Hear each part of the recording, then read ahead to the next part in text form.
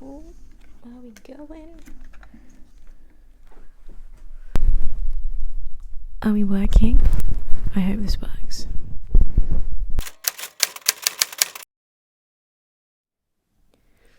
Let's not whitewash me. Okay. Are we good? Hopefully. Fancy seeing you here. It's been a while, I will admit, and this is the time of year my channel somehow gets traction because it's interview season. So everyone who's getting an interview or has had an interview, good luck, especially if it's from Bart's, not Queen Mary Bart's. Make that clarification very clear first and foremost. I didn't even introduce myself. I'm losing it. Hi, my name's Mez. Welcome back to my very long, dusty, awaited channel. I've been gone because second year just hit me like a truck, and I want to make my comeback, my new era, new me kind of vibe. As I was saying, this channel gains a lot of traction because my interview video did pretty well. So thank you everyone who sent really cute messages. I hope it all goes well for you, inshallah. And I'm rooting for you all. I had so many first years now come up in freshers and it's like, oh my god, I watched your video. So if you watch the video, maybe, you know, you'll be a first year next year and I'll see you around. Or maybe not, depending on where I end up next year, but let's get back to that. So I just wanted to do this video say hi, I'm live. I made it to third year and kind of wanted to reflect on the year, tell you what I've been up to, because we hit 300 subscribers somehow. Last time I checked we were on like, what, 150 or something? So I don't know how we doubled in number despite me not uploading this year. So thank you. But yeah, I've decided 2024 is going to be the year where I put me first, because third year has been interesting, and I will probably, I was going to say not, but I will probably, hopefully, make a video on what's been going on in placement and stuff. But anyway, this was just to be a update on what's been going on, and actually this was something I did last year. Let me get my prop. Do you like the stickers? Can you see? Anyway, so I did something this time last year. It's called the Year Compass. I saw it on TikTok, and you can download it as a free PDF online, and it kind of is like a cute little reflective thing. And obviously I'm not going to go through it with Yo now because some of it was a bit personal. When I was reading it back before I started filming, I was like, damn, I didn't achieve any of the goals. Because some of it was like, oh yeah, I'm going to hit 10k. If I uploaded, maybe. But, you know, let's fast forward those goals for next year. Okay, let's start back in January 2023. And I did write down what I did. I came prepared. January I didn't really do anything. Except for my SSC project, which stands for Student Selected Components. I made a video on what SSCs are and how you can choose them. Although this one you couldn't really choose. Well, you could choose the topic, and as a girlie who is interested very much so now in O&G, obstetrics and gynecology, aka women's health, aka I think the best specialty, PCOS, polycystic ovary syndrome, I think is super interesting, and I really wanted to focus my research around that. So I spent all of Christmas last year trying to do up the research, and the presentation ended up going really well. I had a really scary professor who we had for first year who roasted our group performance, but now it was a solo venture and I actually did really well.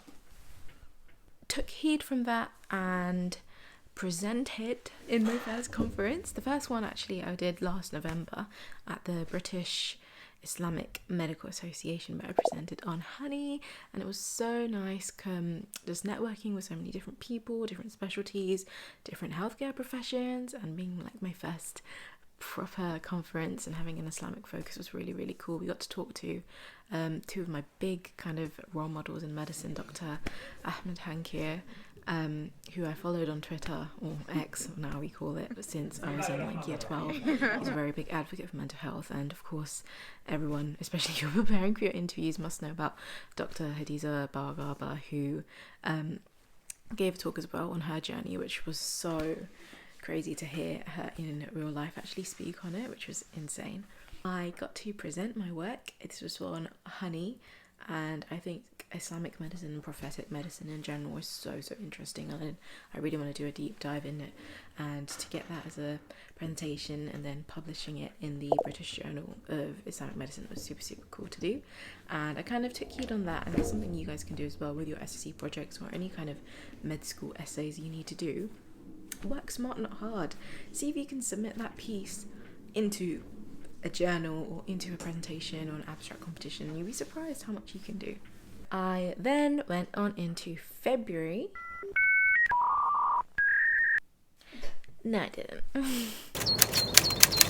We'll move on to February. We'll come back to the presentation, and we ran Ma Month, which stands for Maternal Aid Association, as part of the Bangladesh Society at Barts. We were against all the other Bengali societies all across the UK and even internationally this year, which was super exciting, and we ended up running 8 events consecutively over 4 weeks, which is absolutely insane. Don't know how we did it, but we raised so much money for charity, and it was so fun getting to know the Ma team, and raising money for a maternal health charity was very close to my heart, and is something that I'd love to go on to do in the future, and I'll come on to that at the end of the video as well. But then it bled into March, where we attended the Ma Gala, and that was so fancy. Oh my gosh, it was a proper event with a capital T at the end, and we actually won one of the awards for the best content creation. Let me get it, because it deserves its own spotlight. Can you pass me the trophy, Jim, at the back? I want to show them, because it was so cool. Here it is, my baby. Oh, that looks terrible. I'll hold it here. So first award, no, actually let's put it here as a prop. Can you see that? Kind of. Anyway, so that was so nice, and getting so much recognition for my editing skills, and kind of just meeting all the different people there, the different companies as well, was super lovely to be recognised for that. March was a very busy month, because I ended up presenting at the London Obstetrics and Gynecology Society for the undergraduates for all of the London ONG societies, with the SSC project presentation, which was super exciting, super nice to meet like-minded individuals and have such amazing speakers. I learned how to suture, which is not as easy as it looks. I mean, I don't think it looks easy, but I hate when it keeps ripping, so I might just buy one off eBay and practice in my spare time like I have any. Also went to, I think, for now, I'd say one of the best conferences ever. The INUGS conference run by the UCL team. One of my good friends, Radu, was running it that year, and we managed to go along for the weekend and attend, and it was such a whirlwind of surgical specialties, amazing speakers, and I had so much fun interacting again, loads of people that I know across medicine in London and from other unis, and it was so nice to see familiar faces, meet new people, make new friends, and so that was just a whole lot of fun and exciting time. What else? We kind of bleed now into April. That's a weird term, bleed. That's the medic in me. Teddy Bear Hospital was a fun thing. I got to get my photography on and taking some pictures where I should probably explain, Teddy Bear Hospital is a volunteering society at university, and there should be one in each university that has some kind of healthcare course where we invite local schools and we either go to them on certain afternoons and teach them about first aid, how to eat healthy, things like that, and we have this one big event called a if I can remember correctly, I think it's called Safety Day, where they all come in and we take them around different rooms and teach them about hand hygiene, about healthy eating. And this year we got the local fire department to come in, and they helped like spray the hoses. That was so much fun. Actually, it was really good fun for us as well, and yeah, it was so nice to be able to be a part of the team to document it all. So then we come into May and June, which basically consisted of me crying in coffee shops, which It's a lot more poetic than it sounds. Yeah, exam season, innit? Year 2 is notoriously known for being one of the hardest years, if not the hardest. I haven't experienced 4th year yet, so don't hold me to that. But yeah, it was a bit tough. But I think overall it was an interesting year because I learnt a lot and I felt a lot more engaged in the course. And I passed first time, no resits, which was amazing because I was like, I am not resitting this year, please, God no. But yeah, we did it. And if you want to know how I did it, Anki saved my life. I actually made the cards and did them religiously. So I will be making a video on how to Anki because I think all the videos are out there now are nice, but they're not for someone like me who doesn't want to spend brain energy understanding it. So I'm trying to break it down, hopefully in a way that anyone can just pick it up and be like, yeah, bish bash bosh. Then we had summer, which was my last ever long summer of like 3 months, which is very, very upsetting as the summers in clinical years get smaller and smaller each year. But I spent this summer working. I don't think there was a single day where, that sounds really sad, where I wasn't working, but I got my money. And I did the summer school with Medic Mentor, which is always so much fun, meeting new scholars and meeting you guys as well now, and mentoring you guys with med school applications, things like that, which was fun. The food sometimes was abysmal, but it's a great way of living my true uni life, moving out and that kind of thing, even if it is for just a week. And I also did some work with Centre of the Cell, who's part of Queen Mary, or I should say Bart. That is a science education centre. I've been working with them since first year now, and it's been so fun helping them refurbish their new tech environment and being part of the filming there. And I try and insert some stuff now so you guys can see what it is, but if you do get a chance to come down, it's in Whitechapel. It's super cool and we'd love to have you there. And then at the very tail end of August, I took on my role as the engagement officer this year for BL, Barcelona London, which means I'm in charge of all the social media that Bart's Student Association operates. And as soon as A-level results they hit, we were on the ground running to support our now first years who've grown so beautifully through their freshers period and sorting out the Bart's family scheme, where we pair them up with second years and they have siblings in their own year, which is always so much fun. And I actually got to be part of making the Bart's booklet, which again, prop time, I'll be back. Here we are. So I made the Bart student guide thanks to Aman, who is an absolute legend and helped support me. And it's just intro. You can find these all on campus.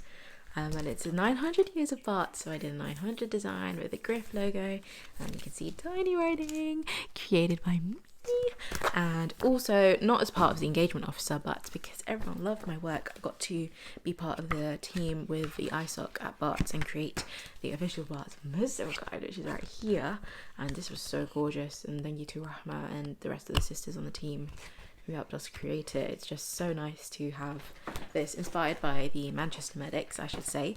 I saw that guide when I was in first year. I was like, whoa, this is so cool, and that we have our own, which is really great to support the Islamic community in our university. And then we had year 3.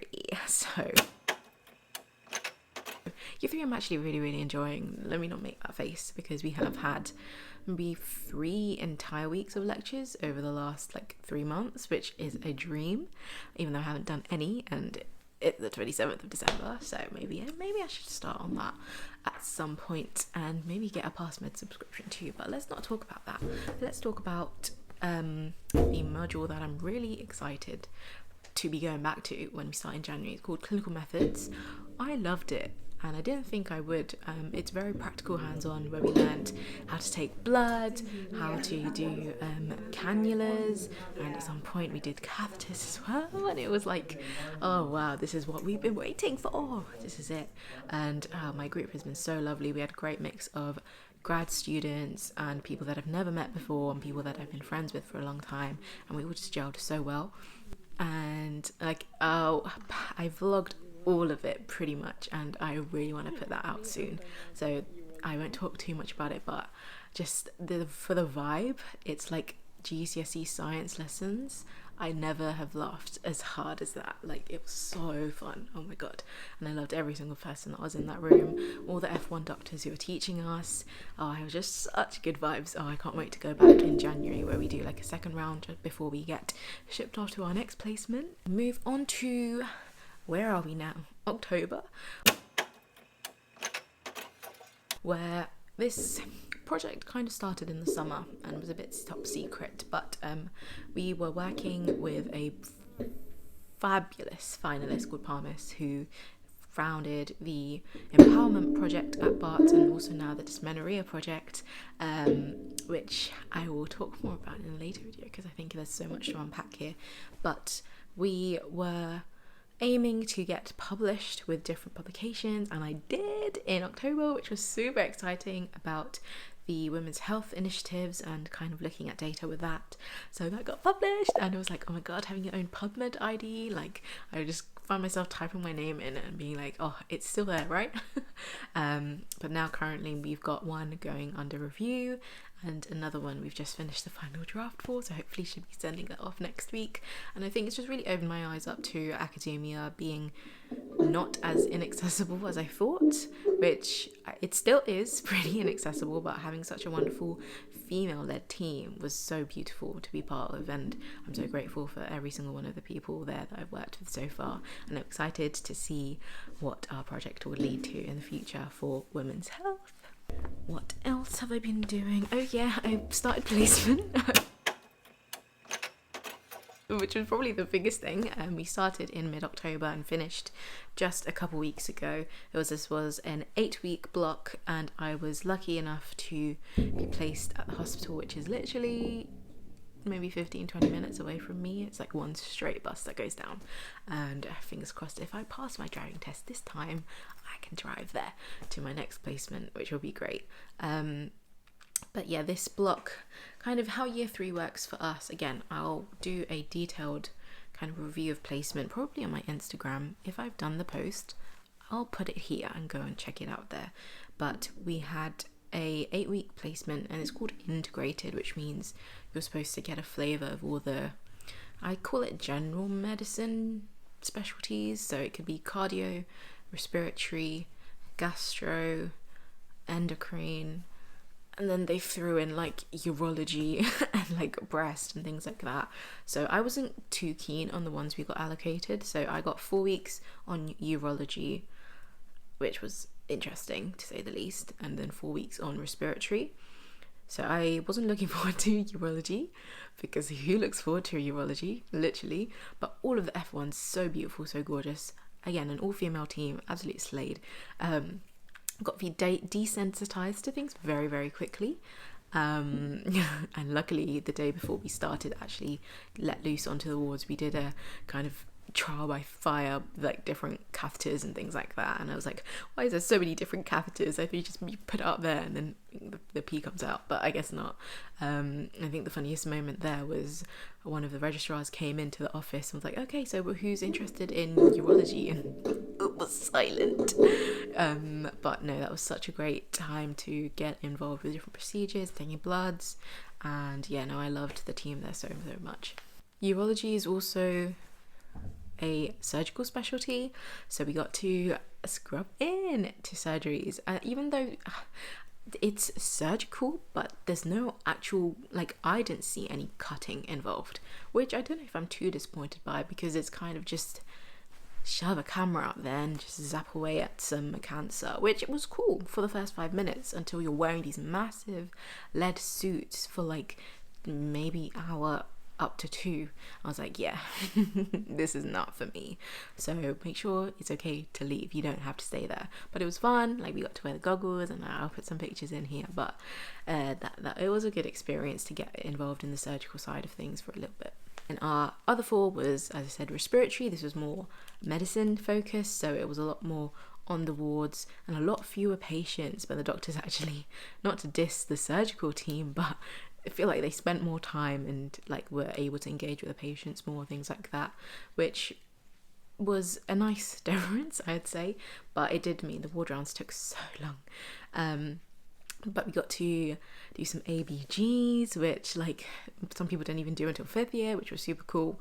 And oh my god, the education fellows who like teach us, chef's kiss, all 3 of them, like they taught us so well. They gave us so many cool sessions and were really receptive to our feedback. So Hannah, Seb, Clara, not that you guys watch this, but you know, big thanks to you guys. You made the whole experience so good. Yeah, now it's the holidays and I go back to uni on the 2nd of January, although it is public health and it's online, so I'm taking that as an extended holiday because I deserve it. But yeah, looking forward to exciting things next year, hopefully more filming. I am looking to invest in a camera and I have been saving up for quite a while, so hopefully that will give me the motivation. Like, you know, when you buy a gym membership and you're like, oh, I'm just wasting money, let me just go. Hopefully I do the same thing but with a camera, and hopefully I start gym too, but let's not try and do too many things at once. I have so many sit down video ideas. Like, every time I get an idea I put it, I don't know why, in the reminders app, as if that would remind me to do it even more. And I have all of year 2 and I think even some of year 1 left that is just stored on my phone. I'm like, I just need to edit it. I think there's the perfectionist in me that's like, oh, it's not beautiful, then it's not worth putting it in, which is a bad thing. So I just need to do it, and the only way I will improve if I keep publishing. So bug me in the comments, please. I need that external validation. But yeah, let me know what you guys would like to see in the new year. I'm thinking of doing the year 2 stuff that I have filmed and then alternate with the current things that I filmed in year 3. So it'll kind of be like a throwback Thursday moment, I don't know. But we shall see, and then throw in some sit down vids. I just want to prioritize this a bit more because I kind of branched out into so many different things to gain loads of skills, but I want to kind of center myself and make this my focus because this is something that I am passionate about and I would like to eventually maybe make a bit of money off of. Not that that should be my main intention, but a girl's gotta grind, you know? Yeah, to everyone who got this far in my rambling, thank you so much for watching. Look forward to the next video. I will say that now with confidence because I will be editing, and yeah, let me know what you want to see, and please stick around for next year because I promise this time I will be consistent. I'm speaking it into existence, and I will see you guys in, unless it's already 2024. But yeah, take care, and yeah, see you in the next one. Bye.